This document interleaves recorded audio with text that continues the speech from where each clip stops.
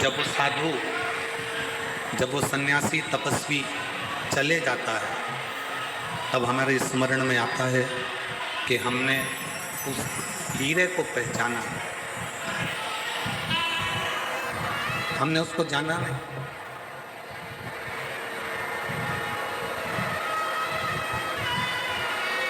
संत के जाने के बाद, साधु के जाने के बाद, तपस्वी के जाने के बाद हम उसको पहचानने का प्रयास करते हैं कि हम उस संत को जान नहीं पाए। एक बात बताइएगा, रतनगढ़ वाली जीजियों और रतनगढ़ के जितने जीजा बैठे हैं वो,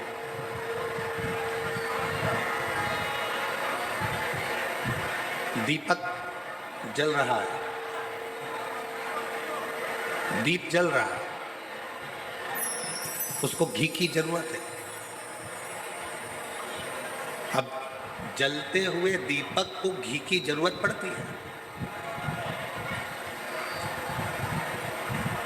जलते हुए दीपक को घृत की जरूरत है। जलते हुए दीपक को घी की जरूरत पड़ रही है।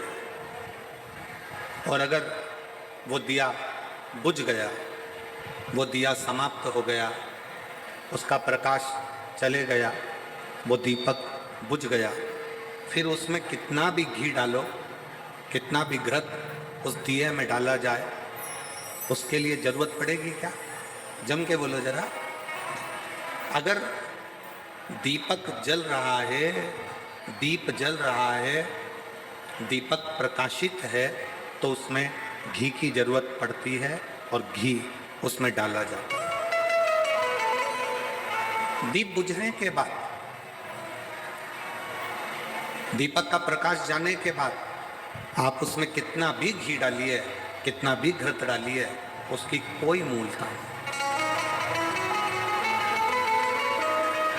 उसकी कोई महत्वता नहीं। उसी तरह जब संत, साधु, गुरुजन, तपस्वी जन, साधक जन, उपासक जन हमारे करीब में रहते हैं, तब हम उन्हें पहचान नहीं पाते, हम उन्हें जान नहीं पाते। और जब वो संत, वो गुरु, वो तपस्वी, वो साधक, वो सन्यासी हमारे बीच में से चले जाते हैं, तब हमारे को लगता है कि हम उनके करीब में होते तो अच्छा। शिव महापुराण के महत्तम में जिस देवराज ब्राह्मण की कथा का महत्व कहा गया है, वो देवराज नाम का ब्राह्मण, ब्राह्मण कुल में जन्म लेने के बाद भी ब्राह्मण कर्म से वंचित है।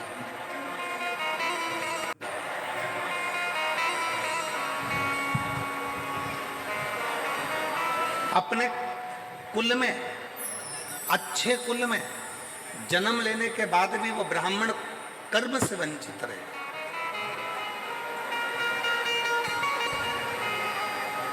और एक बात हमने पहले भी कही, आज फिर कहते हैं रतनगढ़ की इस भूमि पर, आपका भाग्य आपके कर्म को नहीं बदल सकता। आपका भाग्य आपके कर्म को नहीं बदल सकता। पर एक बात निश्चित है, आपका किया गया कर्म आपके भाग्य को जरूर बदल सकता है।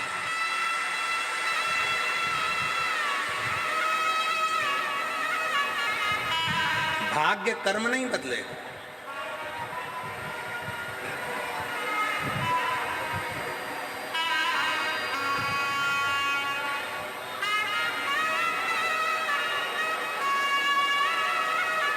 और आपका किया गया अच्छा कर्म आपके भाग्य को जरूर बदल देगा। इसलिए मत बुरे कर्म कर बंदे, वरना पछताएगा। भगवान की आंखों से तो बच नहीं पाएगा, तो बच नहीं पाएगा। अरे ओ अज्ञानी मत कर नादानी, अरे ओ अज्ञानी मत कर नादानी। तेरे कर्म का फल भी तू ही पाएगा, जैसा किया तूने तेरे आगे आएगा। मत बुरे करम कर बंदे वरना पछताएगा। भगवान की आंखों से तू बच नहीं पाएगा, तू बच नहीं पाएगा। आपका भाग्य आपके कर्म को नहीं बदले,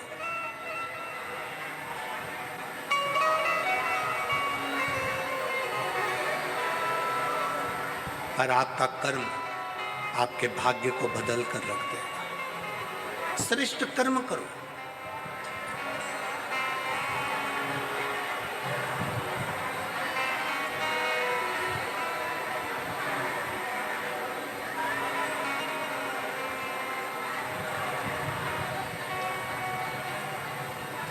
हम कहेंगे और हो सकता है कि लोगों को हमारी बात का बुरा लगे,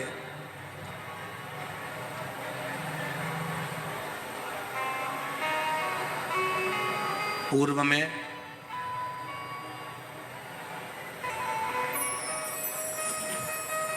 सबसे ज्यादा कठोर घात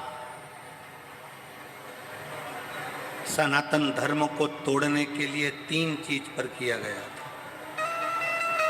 पहले नंबर पर रोटी, दूसरे नंबर पर बेटी और तीसरे नंबर पर चोटी। सनातन को तोड़ने के लिए इन 3 पर कठोर घात पूर्व में किया गया। पूर्व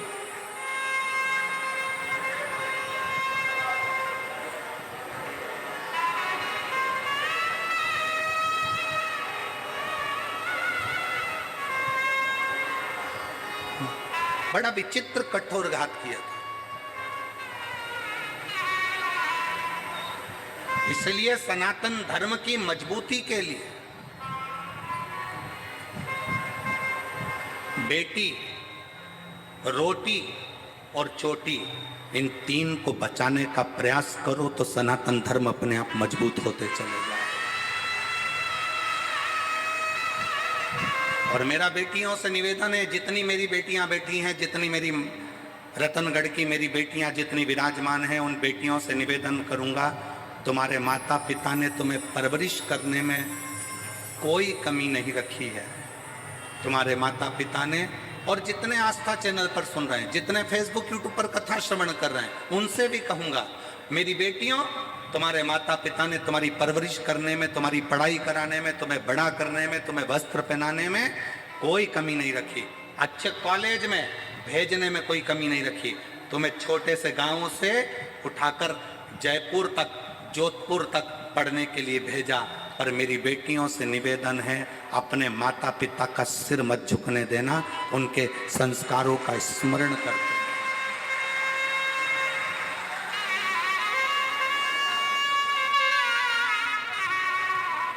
जब एक अच्छे कुल की बेटी किन्हीं विधर्मियों के पास जाती हैं, जब एक अच्छे कुल की बेटी किन्हीं विधर्मियों के पास पहुंच जाती हैं, जरा सा बॉडी शॉडी देखकर, जरा सा गाड़ी का डीजल पेट्रोल देखकर वो बहल जाती हैं, और आखिरी में उन बेटियों के टुकड़े जब फ्रिज में और अटेची में मिलते हैं तो दिल भी दहल जाता है कि ये बेटियों की दशा है। थोड़ा समझ। सनातन धर्म की मजबूती का क्रम है बेटी, रोटी और चोटी। रोटी से मतलब है अपना खान पान, अपना भोजन।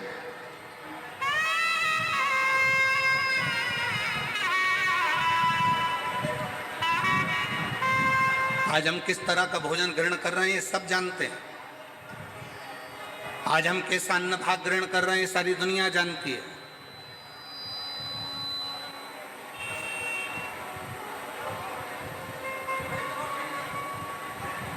तीनों बच नहीं पाए। मेरे देवाधिदेव महादेव ने, मेरे शंकर भगवान ने, मेरे उघड़ दानी ने, मेरे शंभू ने,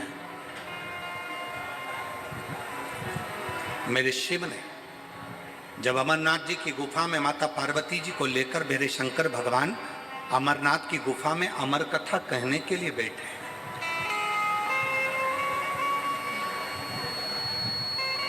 और पार्वती जी के मन में 5 संशय उत्पन्न हुए। उन 5 संशय में से एक संशय माता पार्वती जी का था। इस संसार में रहने वाला मानव जब घोर कलयुग आएगा, कलिकाल चलता जाएगा, कलयुग बढ़ता चले जाएगा, कलिकाल बढ़ता चले जाएगा, तो पाप कर्म में लिप्त होता चले जाएगा। पाप कर्म में वो लिप्त हो रहा।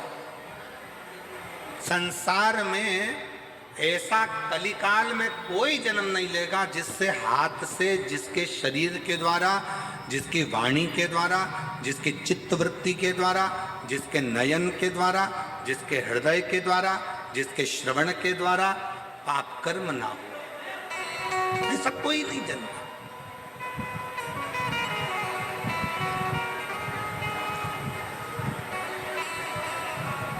सब पाप में लिप्त मिले। पार्वती जी ने कहा भगवान शिव से, भगवान ओघड़दानी से, भगवान शंकर से, बाबा मेरे मन के 5 संशय हैं।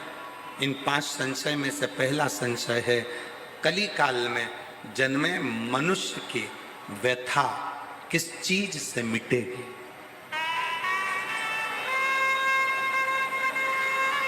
क्या करे कलयुग का मानव कि उसके मन की व्यथा समाप्त हो जाए। अभी कथा में कहा था, शाहदा ने जब कथा कह रहे थे महाराष्ट्र में, तो आपको कहा था भगवान राम जी के जीवन में इतना दुख आया, इतना दुख आया, राम जी को एक से बढ़कर एक संत मिले, राम जी को एक से बढ़कर एक ज्योतिषी मिले, राम जी को एक से बढ़कर एक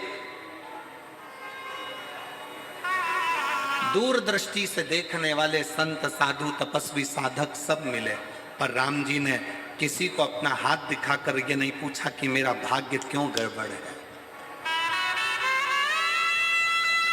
संतों ने कहा राम जी से, राम क्या बात है, क्या हो गया।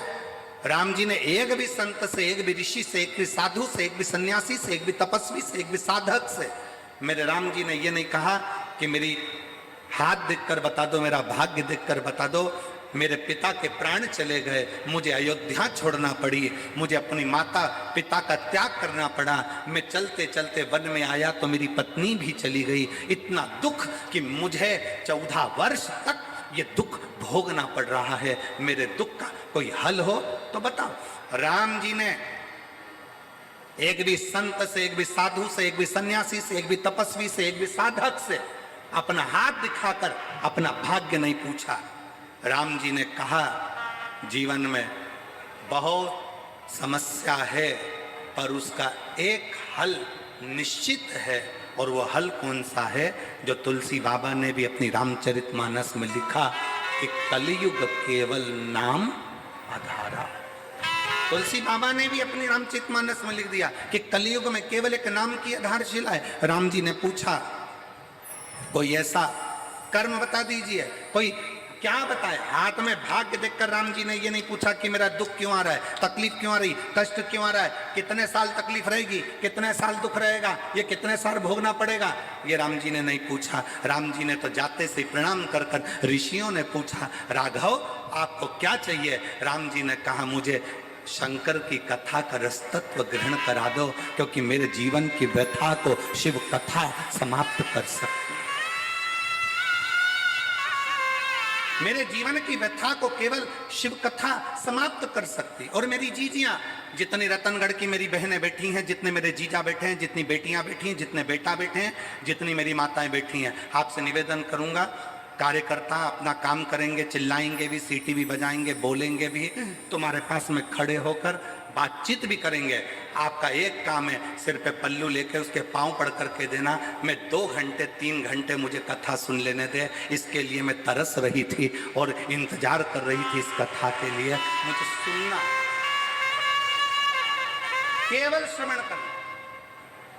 पास में बैठी तुम्हारी बहन, तुम्हारी सहेली भी अगर तुमसे बात करे तो उसको हाथ जोड़ कर कह देना, एक दिन कथा टीवी पर नहीं आई एक दिन कथा रतनगढ़ में नहीं हुई तो बेचैनी बढ़ गई कि हम रतनगढ़ वालों का कौन सा पुण्य थोड़ा थोड़ा कम हो गया था, ऐसा क्या हो रहा था जो हम कथा से वंचित हो रहे थे। और ईमानदारी से बोलूं, रतनगढ़ वालों का पुण्य कम नहीं हुआ है, रतनगढ़ वालों की पूरी परीक्षा मेरे शंकर भगवान ने ली है और परीक्षा में पास हुए।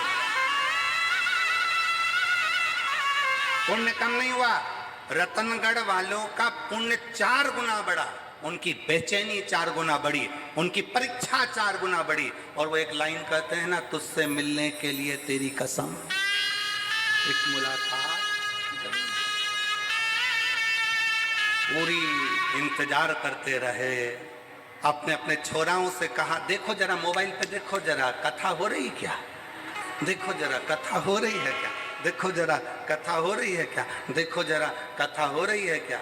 हम लाहौटी जी कहाँ बैठे हैं, लाहौटी जी आपको भी और पूर्व विधायक जी आपको भी धन्यवाद देते हैं साधु का।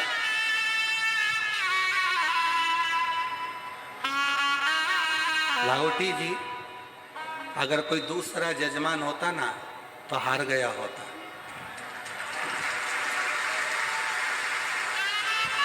और आपके साथ में माननीय विधायक महोदय जी भी का एक एक बच्चा और एक एक बेटी तुम्हारे साथ कदम से कदम मिलाकर चल।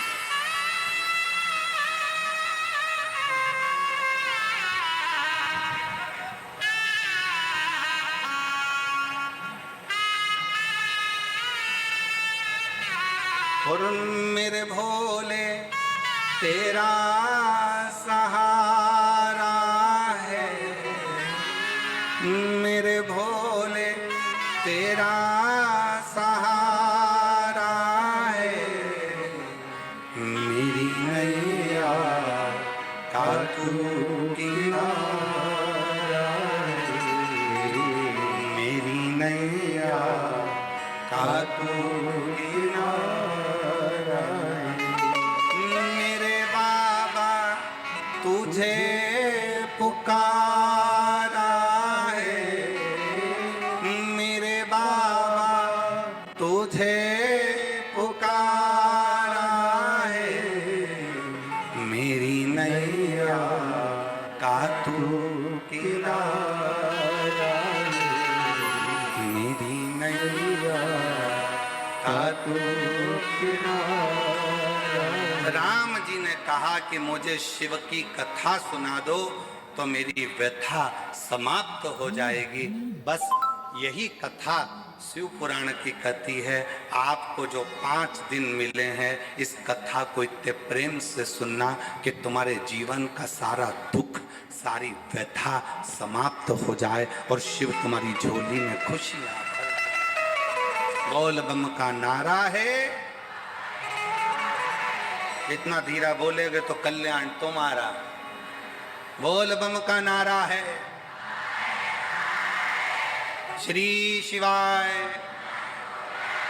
शिव तत्व को जान, कथा व्यथा को मिटाती। एक पत्र है, देखिए, हम ज्यादा पढ़ नहीं पाए पत्रों को।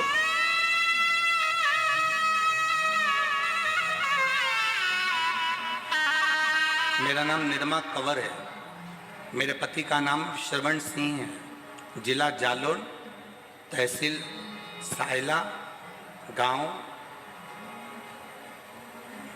थलवाड़। गांव क्या लिखा है? थलवाड़ की रहने वाली हूँ। कहीं बैठी हो तो हाथ हिला सकती हैं। अगर कहीं बैठी हो, मेरा नाम निरमा कंवर, मेरे पति का नाम श्रवण सिंह है। कहीं बैठी हो तो हाथ हिला सकती हैं और एक बेलपत्र लेने के लिए आ सकती हैं। अगर कहीं बैठी हो तो हाथ हिला सकती। जिला जानौर से हैं, तहसील सायला से, गांव थलवाड़ा से। एक लोटे जल का मैं क्या वर्णन करूं गुरुदेव। मेरे पति के शरीर में लीवर पर सूजन बताई तथा बाद में कैंसर का भाग भी बता दिया। कैंसर का भाग भी बताया। शरीर के कंधे में पानी भरा गया। हमने जगह जगह जांचें कराई, चेकअप कराया। आप कहते हो कि शंकर का एक रूप डॉक्टर होते हैं, हमने शिव को डॉक्टर मानकर उनकी दवाइयां लेना प्रारंभ करी। ऐसा कोई हॉस्पिटल नहीं जहां हम ना पहुंचे। सब दूर इलाज करवाया पर आराम नहीं मिल पाया। डॉक्टरों के हिसाब से कैंसर भी प्रबल, लीवर भी पूरा डैमेज, करें क्या। तब हमारे एक रिश्तेदार ने हमसे कहा, टीवी पर कथा आती है आस्था चैनल पर, वो महाराज एक लोटा जल शंकर को चढ़ाने का बोलता है, तुम भी शिव जी के मंदिर में जाना प्रारंभ करो, एक लोटा जल शिव जी को चढ़ाना प्रारंभ करो, उस जल को लाकर पति को पिलाना प्रारंभ करो, एक बेलपत्र खिलाना प्रारंभ करो। हम बाबा का क्या गुणगान करें। पशुपतिनाथ का व्रत करना प्रारंभ करा और शिवलिंग पर जल चढ़ाकर पति को देना प्रारंभ करा। डॉक्टरों ने तो हाथ ऊंचे कर दिए थे। आज बाबा की कृपा से जब हमने 1 महीने तक जल पिलाया, बेलपत्र खिलाई, शिवजी के मंदिर में झाड़ू लगाई, पोछा लगाया, उसके बाद पुनः दूसरी जांच कराई तो सारी की सारी रिपोर्ट नॉर्मल आ गई और मेरा पति पूर्ण तरह से स्वस्थ हो। अगर कहीं बैठे हो, मेरा नाम निर्मा कंवर है, मेरे पति का नाम श्रवण सिंह है, अगर कहीं बैठे हो तो एक बेलपत्र लेने के लिए आ सकते हैं। जिला जालोर, तहसील सायला, गांव खलवाड़ा की रहने वाली।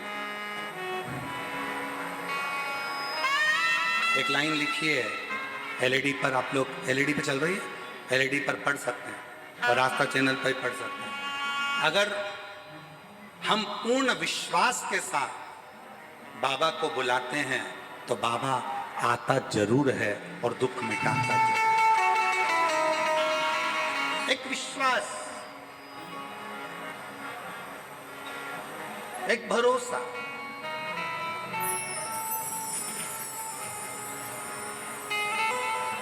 तुलसी बाबा ने कहा अपनी भाषा में कि कलयुग केवल, जम के बोलो या, कलयुग केवल नाम धारा। कलिकाल में नाम की महत्वता को बढ़ाओ, जपो, भजो, किसी आडंबर में ना पड़ते हुए, किसी दिखावे में ना पड़ते हुए।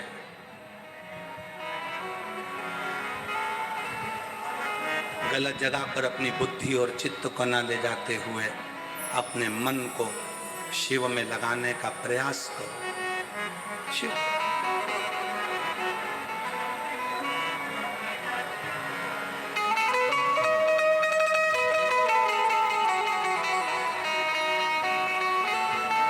उसको भजो।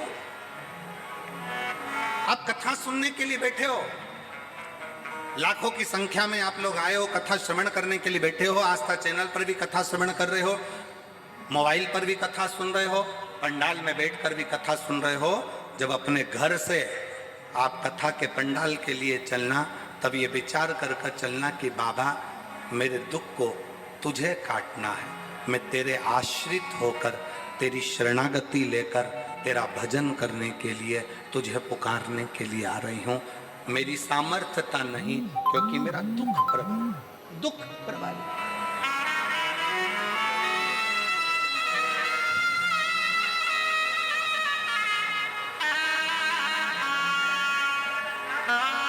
एक महिला बैठी है जिसकी 3 लड़कियां हैं। तीनों लड़कियां साइनी हो गई, बड़ी हो गई। बड़ी होने के बाद भी बेटियों के मन में था कि हमारा भाई नहीं, तो बाबा की कृपा से पशुपति व्रत तीनों बेटियों ने करा, माँ ने करा, गर्भ भी ठहर गया 17 साल के बाद। बेटी है।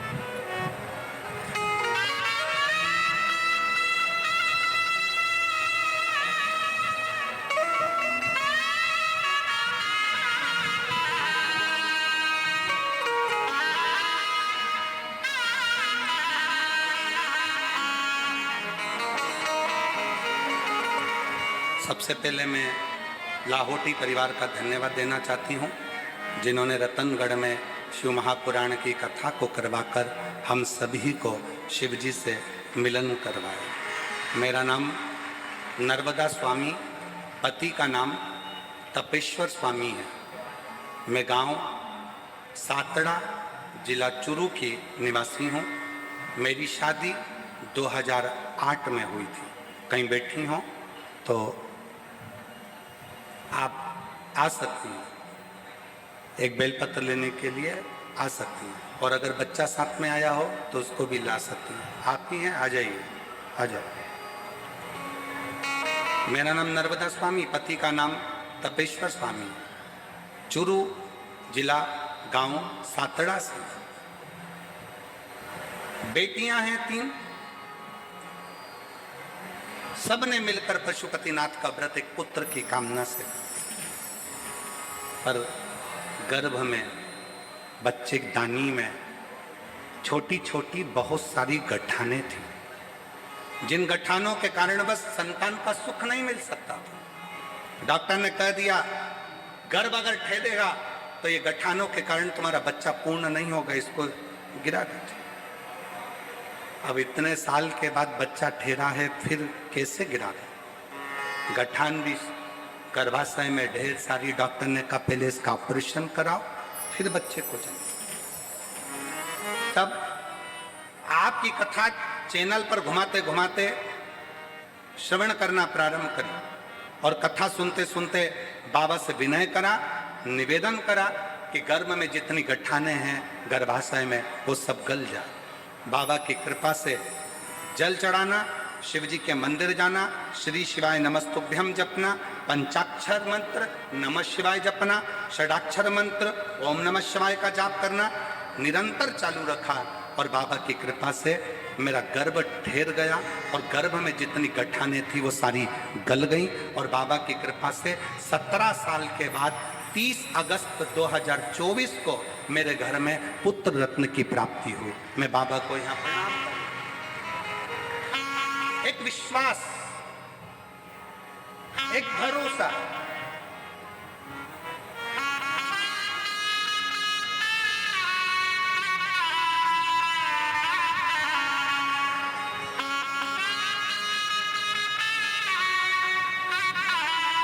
जिस भाव से भगवान को भजते हो बाबा उस भाव से प्राप्त होता है।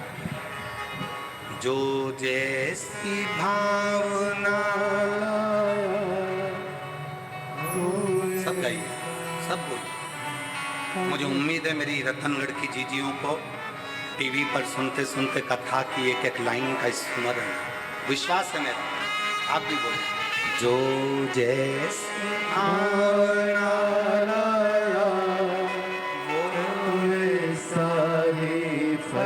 पाया, नहीं खाली उस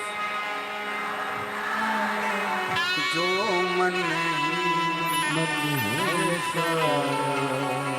और कर दिया माया मान काशी वाले, लुटा दिया भंडार काशी वाले, कर दिया माला मान काशी वाले, लुटा दिया भंडार काशी वाले। अपने भाग्य से कर्म नहीं बदल सकता, पर अपने कर्म से भाग्य जरूर बदल सकता। एक मेहनत, एक लगन, एक परिश्रम,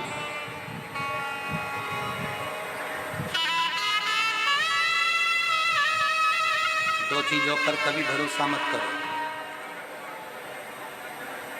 दो चीजों पर कभी भरोसा मत करो। पहले नंबर का घर में लगा हुआ पानी के टंकी का नल, और दूसरे नंबर पर कल। क्या क्या? जम के बोलो। नल और कल। टंकी में कब पानी खत्म हो जाए और नल कब बंद हो जाए, साबुन लगा कि लगा रह जाए, भरोसा ही। और दूसरे नंबर पर है कल कैसा आएगा, क्या होगा, किसको मारे, किसको मारे। शिव पुराण कह रही है जब तक नल में पानी आ रहा है तब तक मुंह भी धो लो, जब तक नल चालू है तब तक पानी भी पी लो, और जो आज चल रहा है इसमें अलमस्त होकर जी लो, कल का कोई भरोसा नहीं। क्या भरोसा, क्या भरोसा।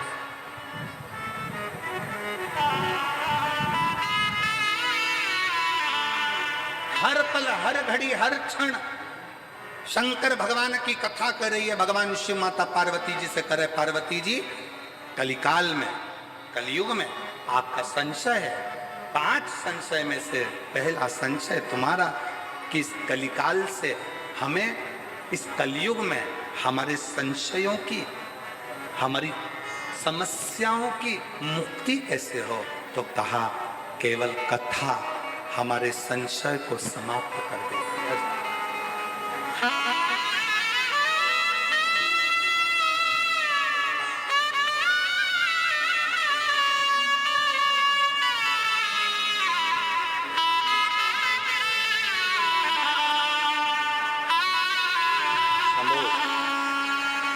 शंभू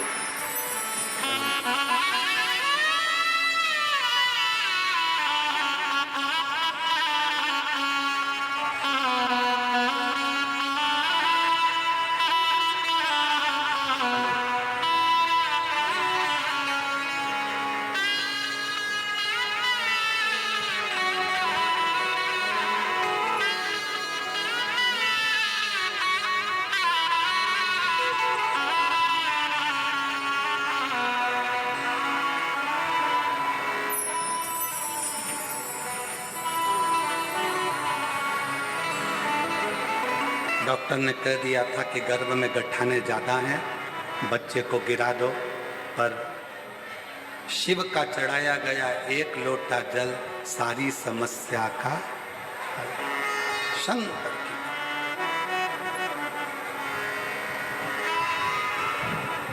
पार्वती जी का पहला संशय,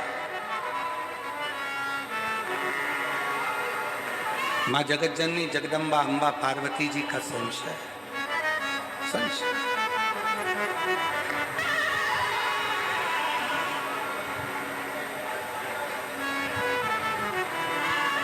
और मेरा संशय यह है कि कली काल में जन्म लेने वाले मनुष्य की जिंदगी में बहुत संघर्ष हो, बहुत संघर्ष। कलिकाल में जन्म लेने वाले मानव की जिंदगी में बहुत तकलीफ है, बहुत कष्ट है। वो कैसे निकले, वो कैसे समाप्त हो।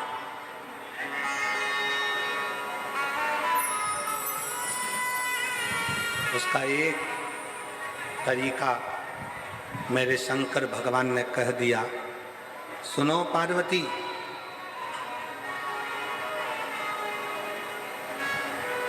कलिकाल में जन्म लेने वाला मानव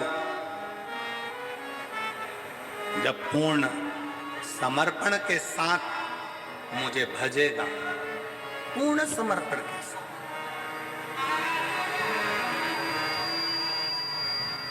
कलयुग में जन्म लेने वाला मानव जब पूर्ण समर्पण के साथ, शिव जी को आधा समर्पण पसंद नहीं,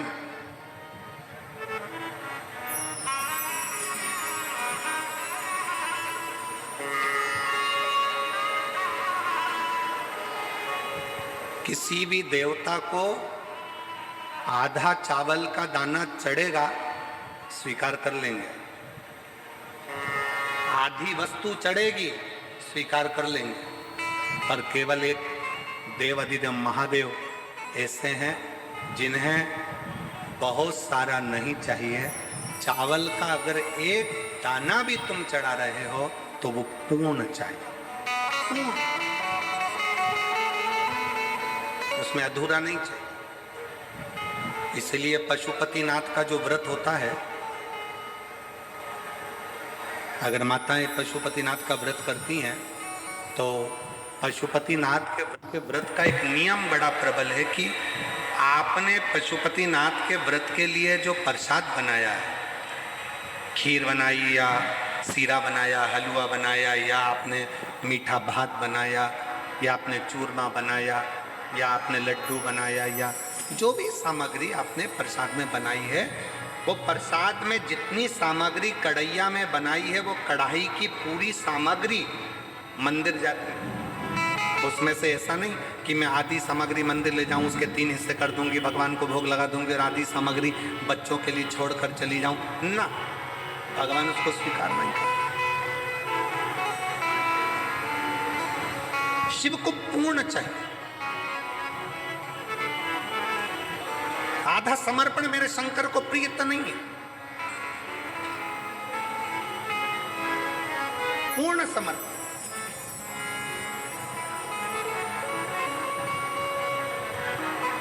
ये जितनी मेरी जीजियां कथा सुनने के लिए बैठी हैं, मेरे जितने जीजा कथा सुनने के लिए बैठे, आपसे निवेदन है, 7 दिन पूरी कथा नहीं सुन सकते, 5 दिन पूरी नहीं सुन सकते, 3 दिन पूरी नहीं सुन सकते, अगर 1 दिन की कथा भी आप शिव महापुराण की सुन रहे हैं तो पूर्ण सुने। कथा व्यास के आने से पहले, कथावाचक के आने से पहले कथा के पंडाल में बैठें और कथा पूर्ण विराम होने के बाद जब आरती हो, कर्पूर गौरम हो, तब बाबा को प्रणाम कर कर, जमीन को, उस रज को नमन कर कर, जिस रज पर बैठकर आप इतने भाव से भगवान की कथा का रस तत्व ग्रहण कर रहे हैं, उस भूमि को नमन कर कर, अपने हृदय से लगाकर, शिव से प्रार्थना कर कर, फिर अपने अपने गंतव्य की ओर जाएं, पूर्णता में सुन, अधूरी नहीं, पूर्ण।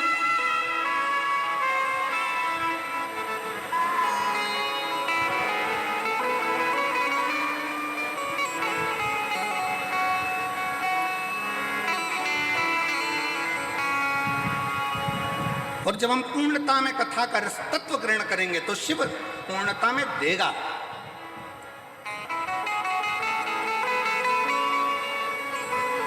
थोड़ा नहीं,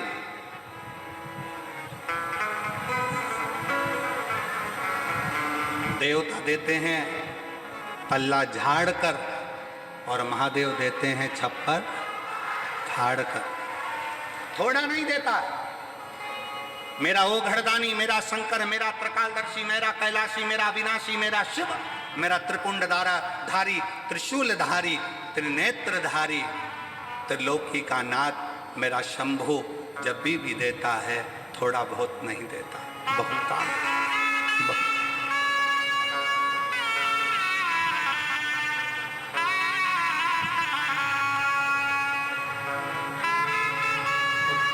किस चीज से? शंकर भगवान को ना तुम्हारा पीताम्बर चाहिए, शंकर भगवान को ना तुम्हारा रतन चाहिए, शंकर भगवान को ना तुम्हारा माणिक चाहिए, शंकर भगवान को ना तुम्हारी मोती चाहिए, शिव जी को ना तुम्हारा आभूषण, ना रतन, ना माणिक, ना मोती। शिव जी को तो केवल एक भाव, तुम्हारे भीतर का निर्मल मन सोमोही, तुम्हारे भीतर का शुद्ध भाव, शुद्ध।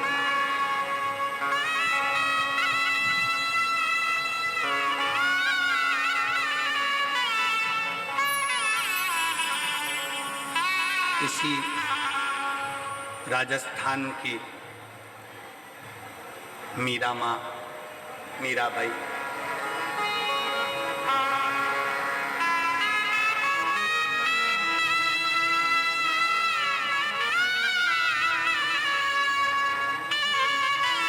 पूरे जगत के लोगों ने, पूरे गांव के लोगों ने, पूरे नगर के लोगों ने मीरा को बावरी कहा, मीरा भाई रे।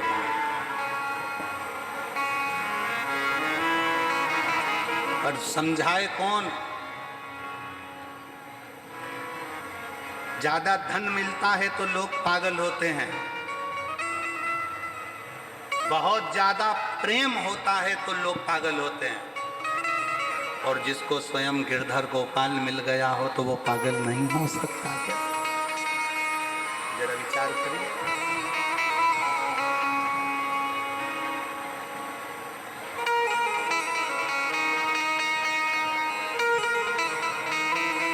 कितनी अलमस्ती। मीराबाई वृंदावन घूमने चली गई और वृंदावन में जाकर एक दरवाजे पर लिखा था, एक संत के द्वार पर। पहली बार मीराबाई ब्रज गई, वृंदावन गई और ब्रज में मीराबाई ने प्रवेश करा और संत के दरवाजे पर लिखा था कि हमारे गुरु जी ने, हमारे संत ने आज तक किसी स्त्री का मुख नहीं देखा। दरवाजे पर बैनर लगा था, पोस्टर लगा था, लिखा हुआ था, हमारे संत ने, हमारे गुरु ने, हमारे महाराज ने आज तक किसी स्त्री का मुख नहीं देखा। मीराबाई उसको पढ़ ली, पढ़कर करताल वीणा उठाकर मीराबाई अंदर जाने लगी। जैसे ही अंदर जाने लगी तो गुरुजी के चेलों ने रोक दिया। पागल हो गई, मीरा बावरी हो गई, दरवाजे पर पढ़ा नहीं तूने, क्या लिखा है? मीराबाई ने कहा, दरवाजे पर मैंने पढ़ लिया, लिखा है हमारे संत ने, हमारे गुरु ने आज तक जन्म से लेकर अभी तक किसी स्त्री का मुख नहीं देखा, तो फिर क्यों अंदर जा रही है? मीराबाई ईवी पापा। स्कूटर स्कूटर कहा था ना, नया स्कूटर लेते हैं। मैंने कहा था ना ईवी लो पापा। नो नॉइस, लो रनिंग कॉस्ट, मेरे जैसा सॉलिड बेड, लॉन्ग लास्ट, एकदम तेरे बाप जैसा। अंदर जा रही है। मीराबाई करताल बजाती बजाती बस कहने लगी कि मुझे गुरुजी से एक प्रश्न करना है, फिर वापिस आ जाऊंगी।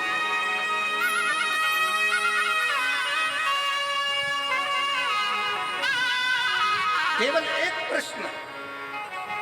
मीरा कह रही है मुझे केवल एक प्रश्न करना है, मैं वापस लौट कर जाऊंगी। संतों के दरवाजे पर पहुंचने पर गुरुजी के चेलों ने मीराबाई को पकड़ लिया, अंदर जाने नहीं दिया। मीराबाई छुड़ाई हाथ, करताल बजाती बजाती मीराबाई संत के दरवाजे पर अंदर प्रवेश कर गई और संत के सामने जाकर मीरा गिरधर को याद कर कर, स्मरण कर कर पुकारने लगी। जैसे ही पुकारा वैसे ही संत के नेत्र खुल गए। संत के नेत्र खुले और संत के नेत्र खुले। नेत्र खोलते से संत ने मीराबाई को देखा, देखते से कहा, मीरा तूने दरवाजे पर पड़ा नहीं था, मैंने आज तक जन्म से लेकर अभी तक किसी स्त्री का मुंह नहीं देखा और तू मुझे अपना चेहरा दिखाने के लिए मेरे इस आश्रम में आ गई। क्यों? मीराबाई ने कहा, गुरुजी, महात्मा जी, बस एक प्रश्न का उत्तर लेने के लिए मैं तुम्हारे पास में आई हूं। कौन सा प्रश्न है जिसके चक्कर में तूने मेरी समाधि को तोड़ दिया? मीरा कहती है, मेरा प्रश्न केवल इतना है, क्या आप पुरुष हो? क्या आप पुरुष हो? संत हंसकर बोले, अरे ओ बावरी, मैं तुझे क्या स्त्री नजर आ रहा हूं? मीरा कहती है, ये मेरा उत्तर नहीं है, महात्मा जी आप उत्तर दो, क्या आप पुरुष हो? संत ने कहा, हाँ मैं पुरुष हूं। और मीराबाई ने करताल वीणा उठाई, चलने लगी, वापिस जाने लगी। संत ने रोक लिया, रुक मीरा, प्रश्न तूने पूछा था, उत्तर मैंने दिया, अब ये बता कि तूने ये प्रश्न क्यों किया? मीराबाई कहती है, बाबा जी मैंने अपने गुरु जी के मुख से सुना था कि ब्रज रज में तो केवल एक पुरुष है, बाकी की सब स्त्रियां हैं, इसलिए आप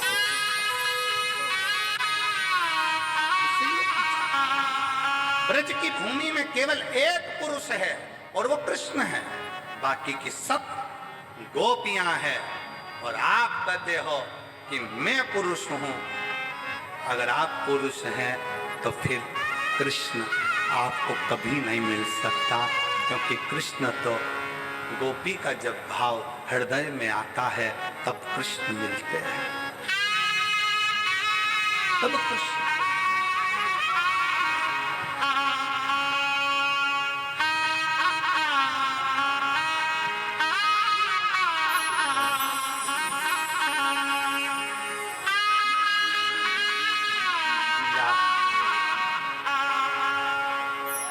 एक चरित्र भाव कहें।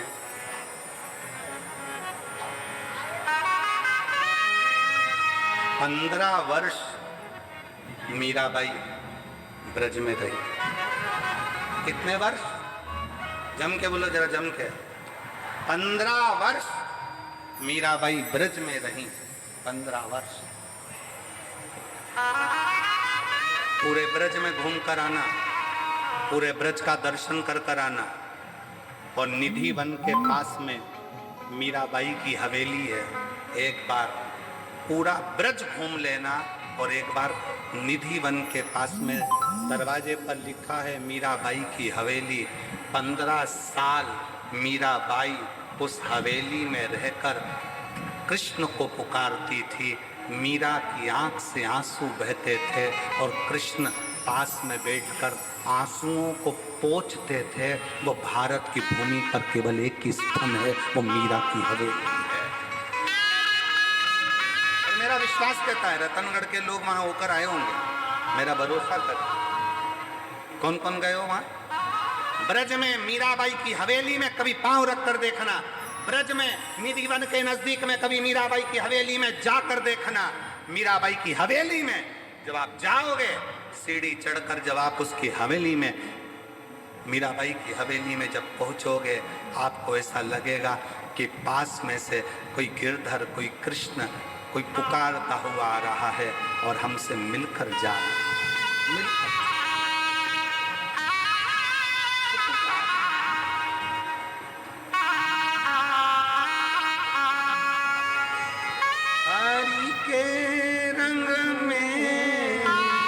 प्रभु के रंग में लेना है मेरा, हरि के रंग में, प्रभु के रंग में हो मेरा, हो मेरा, हो मेरा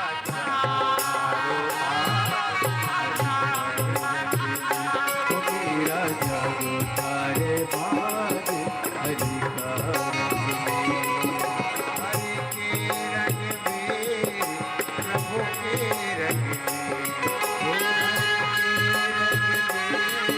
प्रभु के रंग में हो मेरा, हो मेरा, हो मेरा जागा तारा बाग हरि के रंग में, हो मेरा जागो तारो बाग हरि का रंग में, हो मेरा जागो तारो बाग हरि का रंग में। भाव से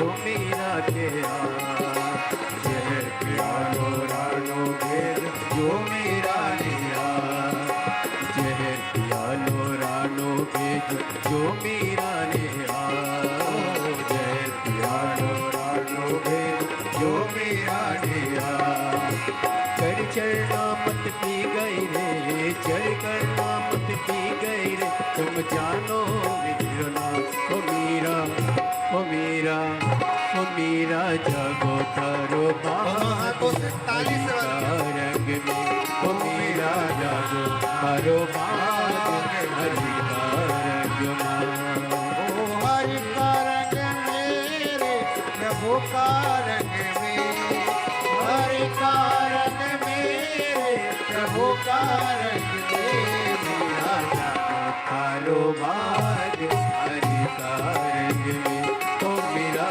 जागो तारो भाग हरि का रंग में